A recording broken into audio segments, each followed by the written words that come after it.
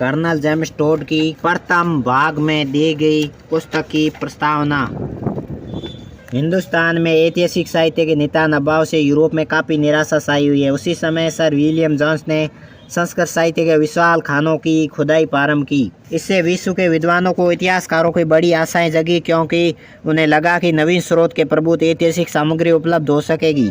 लेकिन उनकी आशाएं अब तक फलीभूत नहीं हुई है, जैसा कि सामान्यतः ऐसे मामलों में होता है। वैसे अब उदासीनता या विरक्ति के शिकार बन चुके हैं।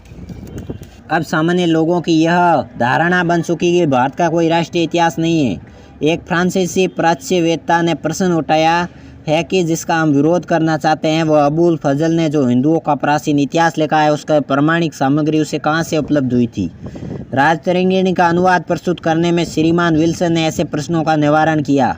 राजतरंगिणी में कश्मीर का नियमित इतिहास प्रस्तुत हुआ है। उससे यह प्रमाणित होता है कि भारतीय इतिहास लेखन की कला से पूर्णतः अनभिज्ञ नहीं थे। इस प्रकार की कृतियाँ प्रयास करने पर और प्राप्त हो सकती है। उनमें भारत का प्राचीन इतिहास उजागर हो सकता है। यद्यपि कोलबोकर, विल्सन तथा अन्य विद्वानों ने सत्य प्रयासों की फ्रांस एवं जर्मनी में बड़ी सराहना हुई और उन्होंने प्राचीन भारतीय साहित्य की विशिष्ट कृतियों के अनुवाद के साथ पाश्चात्य विद्वानों के सम्मुख रखा है। लेकिन यह तथ्य यह है कि अब तक के प्रयासों हम भारतीय विद्वानों के सिंह द्वार में केवल प्रवेश ही कर पाए हैं। अभी तक हमें इतना ज्ञान नहीं मिल पाया कि हमें विषय वस्तु के गुण दोषों का विवेचन करें। भारतवर्ष के कई भागों में अभी भी विशाल पुस्तकालय सुरक्षित है, जो इस्लामी बर्बादी से नष्ट होने से बच गए थे। अब उन्हें विद्वानों की अपेक्षा है। उदाहरण के लिए जैसलमेर और पाटन के विशाल पुस्तकालय वन बिलाव की तरह तीव्र दृष्टि वाले अलाउद्दीन की नज़रों से भी बच गए थे, जबकि उसने उन दोनों राज्यों को जीत लिया था। उसे अगर इन पुस्तकालयों का ज्ञान हो जाता तो वो उसी तरह निर्दयता से नष्ट कर देता। इसी तरह उमर ने सिकंदरिया के पुस्तकालय को नष्ट किया था। बहुत से छोटे पुस्तकालय भी हैं जिन्हें प्रत्येक सहस्त्राधिक पुस्तकें हैं। ये पुस्तकालय राजाओं की व्यक्तिगत पोथीखाना के रूप में अथवा जैन संस्थाओं पुस्तकालय के रूप में सुरक्षित है। महमूद के हमले के बाद भारत में अनेक राजनीतिक परिवर्तन हुए और देश के कई तूफानों का सामना किया। इसे देखते हुए यहाँ के ऐतिहासिक ग्रंथों की कमी के कारण समझ में आता है। अतः हमें इस तरह के असंभव धारणा नहीं बनानी चाहिए कि प्राचीन काल में हिंदुओं का इतिहास लेखन का ज्ञान नहीं था। यहाँ की प्राचीन सभ्यता अत्यंत विकसित रही है। यहाँ की ललित कला, वास्तुकला, मूर्तिकला, काव्य, संगीत आदि सभी का केवल श्रम विकास ही नहीं हुआ, बल्कि उसमें प्रशिक्षण के लिए उनके नियमों की बड़ी बारीकी और दीर्घता के साथ पुस्तकों में लिखा गया। ऐसे में यह कैसे संभव हो सकता है कि यहाँ के निवासियों की महत्वपूर्ण ऐतिहासिक घटनाओं को लिखने की कला के अनभिज्ञ रहे हो।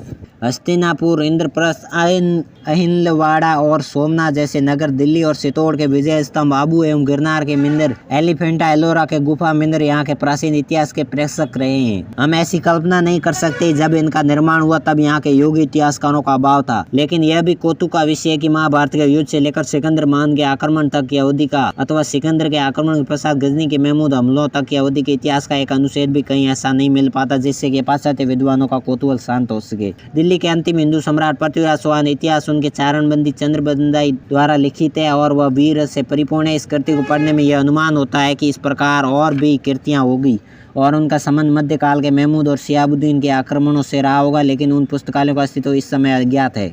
800 वर्ष तक ये देश के ऐसे लोगों द्वारा शासित हुआ जो यहाँ की प्राचीन भाषा से अनभिज्ञ थे। इस अवधि में प्रत्येक पुराना शहर कई बार बर्बाद हुआ है। ऐसी स्थिति में यह संभव नहीं है कि यहाँ का साहित्य अक्षुण्ण बच जाता है। इस क्षेत्र में जो नुकसान हुआ है उसकी भरपाई अब संभव नहीं है। रजवाड़ा के इतिहास वर्त एनालस की बुरी हालत, उनकी गलतियों को देखकर जब कभी भी मैं उनकी आलोचना करता हूँ तब कई बार वहाँ के लोगों ने मुझे एक ही बात कही है। वे कहते हैं जब हमारे राजा देश से निष्कासित थे तो वे एक स्थान से दूसरे स्थान पर भागते फिर रहे थे और पर्वतों गुफाओं में रहने को बाध्य हो रहे थे। यह भी निश्चित नहीं था कि भोजन उनके लिए बन रहा है उसे वे खा पाएंगे या नहीं। तब ऐसे समय में ऐतिहासिक वृत्तांतों को दर्ज करने के बारे में कौन सोचता। इसलिए हिंदुओं को यह आशा करना महज उनके साथ एक अन्याय करना होगा कि उनके पास यूनान रोम के इतिहासों द्वारा लिखित पुस्तकों समान इतिहास की पुस्तकें होंगी और उनके भी बौद्धिक विकास से उत्पन्न वस्तुएं पश्चिम से उत्पन्न वस्तुओं के सदृश्य होगी। प्राचीन हिंदुओं के दर्शन, काव्य, वास्तुकला में पर्याप्त मौलिकता, यही मौलिकता उनके द्वारा लिखित इतिहास में भी दृष्टिगोचर होती है। कलाओं के समान उनके इतिहास में भी यहाँ के लोक धर्म संपृक्त हो गया है। यह बात भी ध्यान रखने योग्य है कि प्राचीन यूनानी रोमन आदर्शों से प्रभावित होने के कारण इंग्लैंड और फ्रांस साहित्य में एक परिष्कृत और उदात्त अभिरुचि का समावेश हुआ है। नहीं तो उस प्रभाव की विरक्ति पहले ही बहुत बाद में लिखे गए यूरोप के इतिहासों में भी राजपूत सारण लिखित इतिहासों की समान त्रुटियां मिलती। वे भी अनपढ़, स्वच्छंद और तथ्य रहित प्रतीत होते हैं। नियमित रूप से निरंतरता एवं प्रामाणिकता से युक्त इतिहास के अभाव में इस कमी की पूर्ति के लिए स्थानीय कृतियों का सहारा लिया जा सकता है, जो यहाँ के हर क्षेत्र में खूब मिलते हैं। उनके ऐतिहासिक मूल्य को समझने के लिए धैर्यपूर्ण अनुसंधान और उत्साह कुशलता आवश्यक है। इस प्रकार की पुस्तकों में पुराण और राजाओं की वंशावलियों से संबंधित कथाएं हैं, अन्य पौराणिक कथाएं और रूपक कथाएं हैं, जिनके अंदर अनेक ऐतिहासिक तथ्यों का समावेश है। उनसे आवश्यक तथ्यों को निकाल लेने का काम इतिहासकारों के लिए एक चुनौती है। सेक्शन शब्दतंत्र के इतिवृत्तों तथा उनके लेखों के बारे में ह्यूम ने जो बात कही वह पूर्ण सत्य है। पूर्ण सत्य के साथ साथ राजपूत राज्यों पर भी लागू होती है। ह्यूम का कथन है, उनमें नामों की भरमार एवं तथ्यों का नितान अभाव है। उनमें परिस्थितियों और कारणों को समझने में इतना अभाव है कि किसी भी बात विद्वान वाकपटु व्यक्ति को भी वे शिक्षाप्रद या मनोरंजन प्रतीत नहीं होती। मठवासी भिक्षु भारतीय संदर्भ में ब्राह्मण सामाजिक गतिविधियों से दूर रहा करते थे और सामाजिक कार्यकलापों को हेय दृष्टि से देखा करते थे। उनमें बहुत जल्दी विश्वास कर लेने की प्रवृत्ति थी। आश्चर्यों के प्रति उनकी घोर आसक्ति थी और इसी कारण मन गढ़ंत इतिहास लिख देना उनके लिए स्वाभाविक था। भारत में लिखा गया वीर रसात्मक काव्य यहाँ के इतिहास को एक अन्य स्रोत सिद्ध होता है। सारणों को मनुष्य जाति का आदिम इतिहासकार माना जा सकता है। कवियों के द्वारा कल्पना प्रस्तुत विषयों पर काव्य रचने की विधा के जन्म से पहले अथवा उस समय से पहले जब इतिहास लेखन को साहित्य की एक विशिष्ट शाखा के रूप में प्रतिष्ठित कर दिया गया, सारणों को निस्संदेह ये कार्य रहा था कि वे ऐतिहासिक पुरुषों के साथ घटी वास्तविक घटनाओं का वर्णन कर उन्हें स्मरणीय बनाए। भारतवर्ष में व्यास के समय के सारणों में कैलियोप की पूजा की है। आज भी मेवाड़ वर्तमान सारण बेनीदास उसी की पूजा करते हैं। व्यास जोब के समकालीन थे। ये सारण कवि पश्चिमी भारत में एकमात्र नहीं तो प्रमुख इतिहासकार रहे हैं। इनमें कोई कमी भी नहीं है। वे एक विशिष्ट भाषा बोलते हैं जिसे संभावना को गंभीर भाषा में अनुवादित करना पड़ता है। विषय को गूढ़ तथा अतिरंजित बनाकर कहने के मामले में वे स्वतंत्र हैं। निरंकुश राजपूत शासक की शक्ति की वहां तक पहुंच नहीं है। उनकी अभिव्यक्ति किशन भुजंग की बेड़ियों को अनुशासित होती है, जो मामूली बात नहीं है। दूसरी ओर सारण एवं राजा के बीच एक गुप्त संधि होती है। वह खाली प्रशंसा के पुल बांधता रहेगा, जिसके बदले उसकी आजीविका प्राप्त होती रहेगी। इस कारण इन कवियों के द्वारा लिखे गए विवरणों की प्रामाणिकता न्यून हो जाती है। सारणों का यह यंश बेचने का धंधा यहाँ तक चलता रहेगा जब तक कि उनके समुदाय खुले दिमाग, स्वतंत्र दृष्टि वाले कुछ ऐसे लोग पैदा नहीं होंगे जिन्हें अपने साहित्य कार्य करने के लिए जनता के प्रशंसा के अलावा किसी वस्तु की चाह नहीं होगी। फिर भी कभी कभी ये इतिहासकार ऐसा अकाट्य सत्य बोल देते हैं जो इनके मालिकों के लिए दुष्प्राय होता है। जब कभी भी ये रोस्ट हो जाते हैं अथवा किसी अनैतिकता के प्रति इतना रोष उमड़ता है, तब वे परिणामों की परवाह न करके निडर हो जाते हैं और इन्हें कुद्र करने वाले व्यक्ति की बहुत बुरी दशा होती है। कितने संकल्प इनके व्यंग्यात्मक काव्यों का शिकार बनकर डूब गए। कितने ही लोग आसानी से बदनामी से बसा जाते, लेकिन उनके क्रोध का पात्र बनकर शाश्वत बदनामी के भागी बन जाते। राजपूत अपने शत्रु को तलवार से उतना नहीं डरता था जितना अपने सारण के विष से डरता था। राजपूती राज्यों में सामान्य जनता के मामलों में सबके सामने खुला रखा जाता था। उन्हें किसी प्रकार के प्रशासकीय रहस्य का रूप प्रदान नहीं किया जाता था। शहर दरवाजे पर खड़े कुली से लेकर सामंतों तक सभी व्यक्ति उन मामलों में रुचि लेते थे। यह परिस्थिति घटनाओं के लेखक के लिए अत्यंत सुविधाजनक सिद्ध होती थी। अव्यवस्था के दिनों में जब राणा के लिए यह जरूरी हो गया कि प्रशासकीय मामलों को गुप्त रखे, तब उन्होंने कहा, यह समूह का राज है, एक लिंग राजा है और मैं उनका दीवान हूँ। मुझे उनमें विश्वास है। मैं अपने बच्चों से कोई रहस्य नहीं रखता, अर्थात प्रशासन की कोई बात जनता से छिपी नहीं है। इस नीति में यह बुराई थी कि सामान्य शत्रु को राज्य की हर बात का पता चल जाता था, लेकिन अच्छा यह थी कि इसमें सरकार को एक पितृसत्तात्मक रूप प्राप्त हो जाता और लोगों में उनके प्रति एक बहुत ऊंचे स्तर की वफादारी और देशभक्ति न भी उत्पन्न हो, लेकिन उनमें जो भावना उत्पन्न होती वह उनके समकक्ष होती है। चारणों द्वारा लिखित इतिवृत्तों में एक वस्तुपरक कमी और दृष्टिगोचर होती है। वह यह है कि चारण अपने नायक को केवल युद्ध भूमि में दिखाई गई वीरता का ही विशदता से वर्णन करते हैं। वे सामान्य जन प्रशासन की बातों को पूर्ण अवहेलना करते हैं। शांति काल में उनके नायकों की जीवन शैली अथवा उनकी कलात्मक अभिरुचियों का भी वे वर्णन नहीं करते हैं। उनके नायकों की युद्ध प्रियता उनका एकमात्र प्रिय विषय बना रहता है। महान सारणों ने अंतिम संध में यद्यपि अपनी प्रस्तावना में लिखा है कि वे साम्राज्य में शासन चलाने की नीतियों को लिखेंगे, व्याकरण, काव्य लेखन नियमों की चर्चा करेंगे, कूटनीति, गृह नीति, विदेश नीति पर भी प्रकाश डालेंगे और उन्होंने अनेक स्थानों पर इन विषयों की चर्चा कर अपने वचन को पूर्ण किया है। फिर चारण को यद्यपि सभी गुप्त स्रोतों का ज्ञान रहता है जिनसे सरकार की नीतियाँ परिचालित होती है, लेकिन वह षड्यंत्रों और दरबारी सिसोरेपन का वर्णन आवश्यकता से अधिक करता है और उन्हें न्यायोचित रीति से प्रस्तुत नहीं करता। तो भी अनेक त्रुटियों के उपरांत स्थानीय चारणों की कृतियों से हमें अनेक मूल्यवान विवरण प्राप्त होते हैं, जिन्हें घटनाएं होती हैं, तथ्य होते हैं, धार्मिक मतवादों का निरूपण होता है, शिष्टाचार, सामाजिक रीति रिवाजों का विवरण में रहता है, जो कभी कभी लापरवाही के संयोजित प्रतीत होते हैं। चंद के द्वारा लिखे गए पृथ्वीराज के इतिहास में कई भौगोलिक विवरण आया और कई युद्धों का विवरण आया, जिन्हें चंद सभी शामिल थे। चंद अपने स्वामी के मित्र, वैतालिक, राजदूत आदि सभी कुछ थे। वे मृत्यु के समय अपने स्वामी के साथ रहे। चंद के काव्यात्मक इतिहासों का संकलन मेवाड़ के महान अमरा सिंह ने किया था, जो योद्धा होने के साथ साथ साहित्य के भी महान संरक्षक तथा विधि निर्माता थे।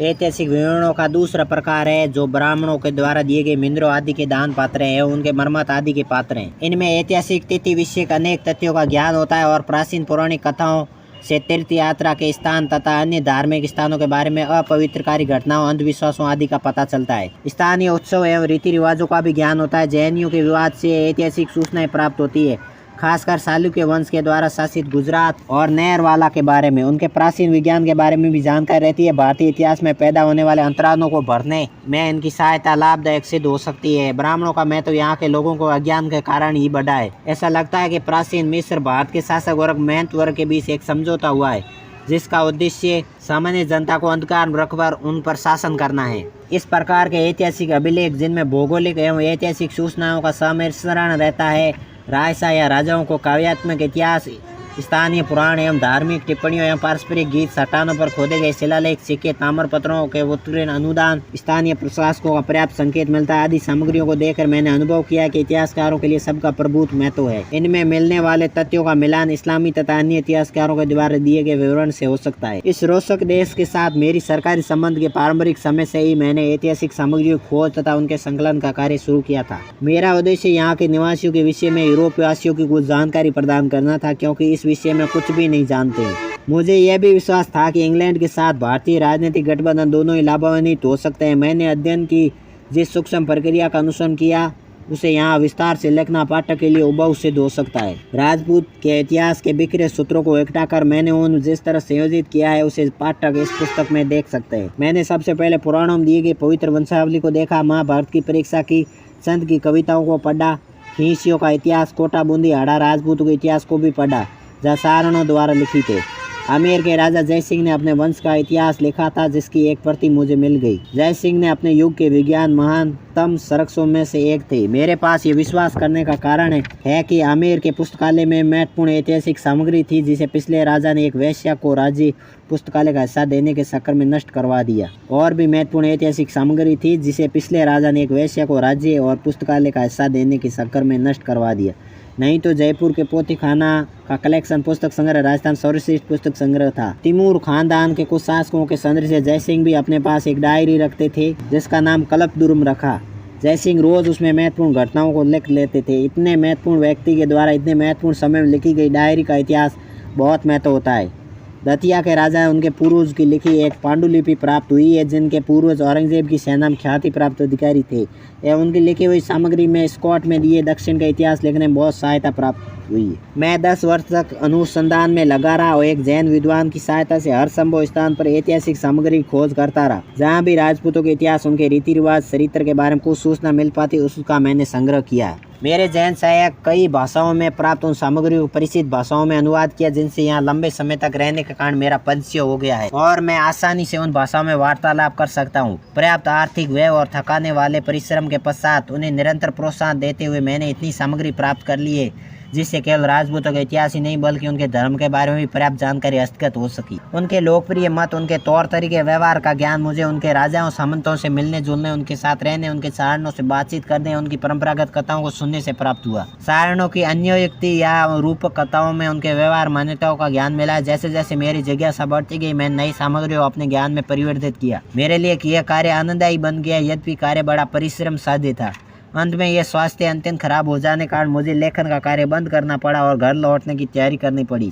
मैंने हिंदू मिनरवा के द्वार पर अंतिम बार जाने की इजाज़त ली, वहाँ के कुछ पुरातत्व के अवशेष लाया, लेकिन उनकी परीक्षा के लिए मुझे उन्हें दूसरे हाथों में सौंपना पड़ा। मैंने संस्कृत एवं भाषा में लिखी हुई पांडुलिपि का विशाल संग्रह सरकार को प्रदान किया, जिसे सरकार रॉयल एशियाटिक सोसाइटी को सौंप दिया। सोसाइटी के पुस्तकालय में पांडुलिपियां जमा है, उनमें कई विषय वस्तु को अब तक पढ़ा भी नहीं गया है और उनके पढ़े जाने से प्राचीन भारत के इतिहास बहुत प्रकाश पड़ सकता है। मेरा श्रेय इसमें केवल इतना रहेगा कि मैं उन पांडुलिपियों को यूरोपीय विद्वानों तक लाया, साथ ही से दूसरे अनुसंधान कार्यों को प्रोत्साहन भी मिल पाएगा। यूरोप को राजपूत राज्यों के विषय में जो कुछ सही सूचनाएं अब तक प्राप्त हो सकी है, उनका कारण यह गलत धारणा रही है कि राजस्थान हिंदुस्तान के अन्य भागों की अपेक्षा अधिक महत्वपूर्ण है। प्राचीन काल में राजपूत शासकों के दरबार में अपनी शान शौकत के लिए मशहूर थे।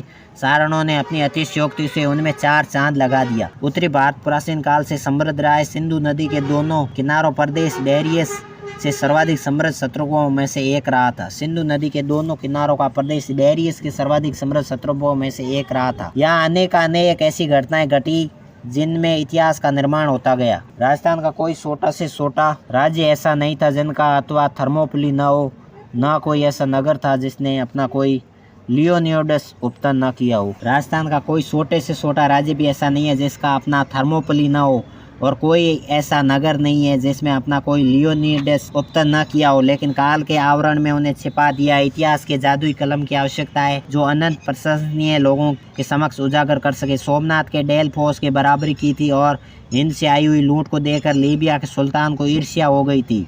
पांडु पुत्रों की विशाल सेना के सामने जैस की सेना अमहत्वपूर्ण बन जाती है, लेकिन हिंदुओं के पास या तो हीरोडोटस या जेनोफोन थे ही नहीं, अथवा दुर्भाग्यवश वे लुप्त हो गए। अगर इतिहास में नैतिक प्रभाव इस बात को देखा जाता है कि उनके लोगों को कितनी सहानुभूति पैदा होती है, तो कहना पड़ेगा इन राज्यों में प्राचीन इतिवृत्तों जबरदस्त नैतिक प्रभाव की क्षमता थी। एक के बाद एक आने वाले ऐतिहासिक युगों यहाँ की वीर जनता अपनी स्वतंत्रता को बचाने के लिए प्रचंड संघर्ष किया और अनेक पूर्वजों को धर्म बचाने के लिए अपना सब कुछ न्योछावर कर दिया। प्रत्येक वीर अनेक प्रकार के प्रलोभनों पर विजय पाता हुआ राष्ट्रीय स्वतंत्रता एवं अधिकारों की रक्षा के लिए मृत्यु पर्यंत दुर्दांत विषमताओं से जूझता रहा। यहाँ तक कि इस प्रकार के इतिहास के आंखों के सामने एक ऐसे चित्र का निर्माण कर देता है जिसे कोई बिना भावुक हुए विचार नहीं कर सकता। इनकी प्राचीन ऐतिहासिक कथाओं से जो उत्साहपूर्ण आनंद छिपा है, उसका अगर न्यूनसांश भी घटनाओं के साथ यूरोपीय पाठकों के सामने प्रस्तुत कर सकूं, तो मुझे उद्देश्य पूर्ति के विजय की अनुभूति होगी, क्योंकि इस प्रयास में यहाँ के इतिहास के बारे में मेरे देशवासियों की उदासीनता दूर होगी और उनका दृष्टिकोण व्यापक बन सकेगा। भारतीय नामों की ध्वनि के विषय में भयभीत होने की मुझे आवश्यकता नहीं है, क्योंकि कहा गया है कि यूरोपीय कानों में भारतीय नाम बड़े बेसुरे और अर्थहीन प्रतीत होते हैं। यहाँ यह भी स्मरणीय है कि प्रत्येक पूर्वी नाम महत्वपूर्ण होता है, क्योंकि वह कुछ व्यक्तित्व मानसिक गुणों का प्रतीक होता है। यहाँ के मानसिक नगरों के खंडहरों के बीच बैठकर मैंने उन नगरों के पतन की पारंपरिक कथाएं सुनी, या फिर जिन वीर योद्धाओं ने उस नगर की रक्षा करते हुए अपने प्राण गंवा दिए, उनकी छतरी के पास बैठकर उनकी यशो गाथा सुनी। जिस समय मैं दक्षिणी गोत मराठाओं की सेना के साथ था, वे इन क्षेत्रों को वीरान बना रहे थे। उस समय मैंने कई युद्ध देखे और युद्ध के पश्चात कई रण क्षेत्रों से गुजरा हूँ। मैंने आंतरिक कारणों से होने वाले युद्धों और बाहरी हमलों का प्रत्यक्षदर्शी रहा हूँ। युद्ध में वीर गति प्राप्त वीरों के नाम तथा उनके इतिहास को सुनने उनके इतिहास के साथ उनके व्यवहार का भी ज्ञान प्राप्त होता है। ऐसा विजय स्तंभ पर लिखी हुई काव्य पंक्तियों तथा प्राचीन मंदिरों के शिलालेखों को पढ़ने में हमारे ज्ञान में कुछ न कुछ वृद्धि होती है। मध्य एवं पश्चिम भारत पर शासन करने वाले राजवंशों का प्राचीनतम जहाँ तक प्रश्न है, वे जिन 2 स्रोतों को अपना उद्गम मानते थे, वे पूर्ण रूप से ऐतिहासिक मापदंड की सीमा के भीतर नहीं आते। दूसरों के वर्तमान राज्य मुस्लिम प्रशासन के ऋणी है और उनके इतिहास का अनुमोदन उनके विजेताओं के इतिहास से हो जाता है। अधिकतर राजवंशों का आगमन मुस्लिम विजय के पश्चात हुआ है। मेवाड़, जैसलमेर, मरुस्थल कुछ छोटे मोटे राज्य अपवाद स्वरूप हैं। मुस्लिम हमलों से पहले धार एवं अहिलवाड़ा के परमार सोलंकी राजवंशों ने सदियों राज किया, लेकिन अब उनके लुप्त हुए कई शताब्दी बीत चुकी है। मैंने राजस्थान तथा प्राचीन यूरोप के योद्धा जातियों के समान पूर्वजों की खोज करने, उस अनुसंधान को सही समझने की प्रगल्भना की। मैंने विस्तार से प्रमाणित करने का प्रयास किया कि सामंती व्यवस्था का अस्तित्व भारत में भी था और उसका स्वरूप प्राचीन यूरोप के अस्तित्वपूर्ण सामान्य व्यवस्था के अनुरूप था। उस सामंती व्यवस्था का अवशिष्ट चिन्ह आज भी हमारे देश में कानून दृष्टिगोचर होते हैं। मुझे ये ज्ञात है कि इस प्रकार की कल्पनाओं का विद्वान संदेह की दृष्टि से देखते हैं और कई बार कल्पना को प्रस्तुत करने में हंसी भी हो जाती है। मैंने इस पुस्तक में अपनी जो धारणा व्यक्त की है, वो इसके पृष्ठों में बार बार उसका प्रमाण प्रस्तुत किया है। उसके लिए मेरे मन में किसी प्रकार का कोई पूर्वाग्रह अथवा द्वेष की भावना नहीं है। आज संसार इतना ज्ञाननिष्ठ एवं प्रबुद्ध हो चुका है कि किसी कल्पनाशील लेखक की धारणा को गलती से स्वीकार कर लेने का खतरा उसे नहीं है। चाहे वह लेखक कितना भी कौशल परायण हो, लेकिन हमने जो धारणा व्यक्त की उसमें सही होने की संभावना है। यद्यपि पिछले दिनों में इतने सारे गलत सिद्धांतों को पुरस्कृत कर दिया है, उन्हें खंडित किया गया है, कि इतने सारे गलत सिद्धांतों को परिष्कार कर खंडित किया गया है कि अब विद्वानों की उल्टी गलती करने की संभावना पैदा हो गई है। पूर्व एवं पश्चिम के लोगों का उद्गम एक ही स्रोत से होने की संभावना को वे घोर दोष दृष्टि से देखते हैं और वे सभी सिद्ध रूप से गलत मान लेते हैं। जो भी हो, मैंने जो प्रमाण उपस्थित किए हैं उनमें विषय में संसार के विद्वानों मुझे स्पष्ट न्याय की अपेक्षा है। मैंने जो समानताएं प्रस्तुत किए उनमें कोई प्रमाणिक निष्कर्ष नहीं भी निकले तो भी वे इतने विलक्षण है, उल्लेखनीय है, उन्हें पढ़ने में कष्ट महसूस नहीं होगा। साथ ही उनमें पाठक को आगे अनुसंधान करने की प्रेरणा प्राप्त होगी। उनसे आशा है कि वे लेखक के इस दुरूह विषय को भूले हुए इतिहास की कमजोर रोशनी एवं त्रुटिपूर्ण रेडॉर्स की सहायता से स्पष्ट करने का प्रयास की कठिनता को समझकर उनके साथ न्याय करेंगे। मुझे ज्ञात है कि इस कार्य में बहुत सारा अंश ऐसा है जिसके लिए जन सहयोग की अनिवार्य आवश्यकता है। मैंने अपने स्वास्थ्य के असहयोग की बात पहले भी कही है और इस बात को दोबारा कहते हुए मैं यह बता दूं, इस कारण उपलब्ध विशाल सामग्री इस त्रुटिपूर्ण रूप से प्रस्तुत करने में मुझे भारी कठिनाइयों का सामना करना पड़ा है। मुझे यह भी कह देना चाहिए कि इस विषय को इतिहास कठोर मर्यादा परिबद्ध कर प्रस्तुत करने में मेरी इच्छा कभी नहीं रही है। ऐसा करने से बहुत सारे ऐसे अंशों को निकाल देना पड़ता है जिससे कि राजनीतिक विज्ञान पिपासु विद्यार्थियों को लाभान्वित होने की आशा है। मैं इस ग्रंथ को भविष्य में इतिहासकारों के लिए प्रयोजन सामग्रियों के विशाल संग्रह के रूप में समर्पित करता हूँ। मुझे इन सामग्रियों में बहुत अधिक होने की चिंता नहीं है, क्योंकि इनमें कम करने का प्रयास में यदि कोई उपयोगी सामग्री छूट जाती तो उनमें अधिक शोभनीय बात होगी। मैं अपने मित्र एवं संबंधी मेजन वॉ के प्रति गहरी कृतज्ञता ज्ञापन करते हुए बिना इस प्रस्तावना को समाप्त नहीं कर सकता। इनकी पेंसिल से जुड़ी प्रतिभा को मैं ही नहीं संसार ऋणी है, क्योंकि इस पुस्तक के लगे राजपूत के भव्य भवनों सभी चित्र उनके बनाए हुए हैं। Colonel James Tod.